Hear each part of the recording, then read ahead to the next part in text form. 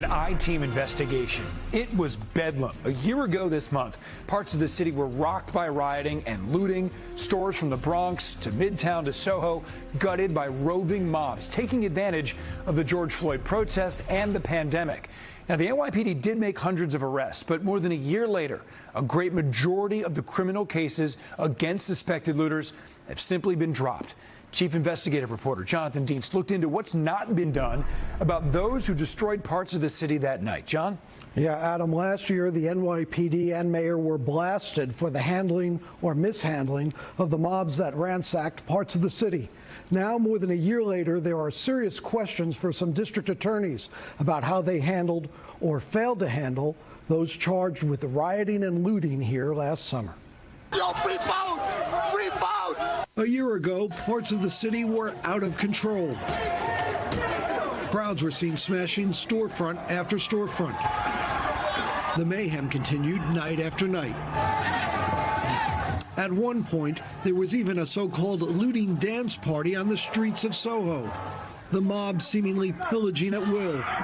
Many were caught on tape, some with faces visible. I took all the papers and photos off the shit. Even posted live their own videos of their actions those nights. We got the Rolex store. Police far outnumbered and seemingly unprepared. But many arrests were made in Manhattan and along some commercial streets in the Bronx. Videos show how numerous locally owned Bronx stores were ransacked. NYPD data we reviewed shows 118 arrests were made in the Bronx during the worst of the looting. Since then, the NYPD says the DA and courts have dismissed 73 of those cases. 18 remain open, and there are 19 convictions for mostly lesser counts like trespassing, counts which carry no jail time. Those numbers are, to be honest with you, excuse the word, it's disgusting. Jessica Betancourt owns an eyeglass store which was ransacked. She is vice president of a local merchants association. They brushed everything off to the side. What happened? In Manhattan, NYPD data we reviewed shows there were 485 arrests. 222 cases later dropped. There are 73 convictions, many for lesser counts like trespassing. Another 40 cases sent to family court, and 128 remain open. That's not justice. That's selective enforcement. Law enforcement expert and former NYPD Chief of Patrol Wilbur Chapman critical of the DA's dropping so many looting and burglary cases. If they are so overworked that they can't handle the mission that they're hired for, then maybe they should find another line of work. Sources in the DA's offices tell us in some cases evidence was simply not strong enough for proof beyond a reasonable doubt. And with the courts closed amid the pandemic, there was a huge backlog of cases that was unwieldy for both the courts and prosecutors. The NYPD did set up a task force after the riots to examine videos to separate out suspected rioters from peaceful protesters, similar to what the FBI is doing in making arrests after the Capitol Hill riot. The NYPD says there were tedious follow-up investigations led in part by Deputy Inspector Andrew Arias, where evidence included photos and recovered stolen property. We have to analyze each case individually and see if, in fact, we could prove that the right person had committed the crime. Former Chief Chapman says while the NYPD did some follow-up, he says the data shows the DAs and the courts have not. It allowed people who committed crimes to go scot-free.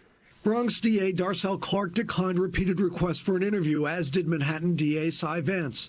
In an internal memo, Vance says there were over 600 commercial burglary arrests, in addition to over 3,500 unindicted felony cases in the pipeline, waiting to move forward in the courts, all on hold because of the pandemic.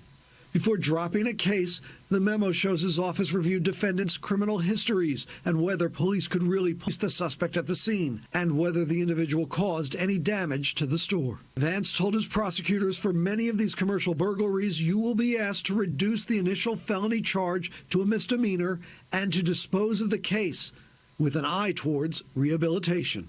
And he stressed the importance of our continued goal to achieve consistency and equitable treatment in these cases. A court spokesman says decisions to dismiss cases were made by the district attorneys.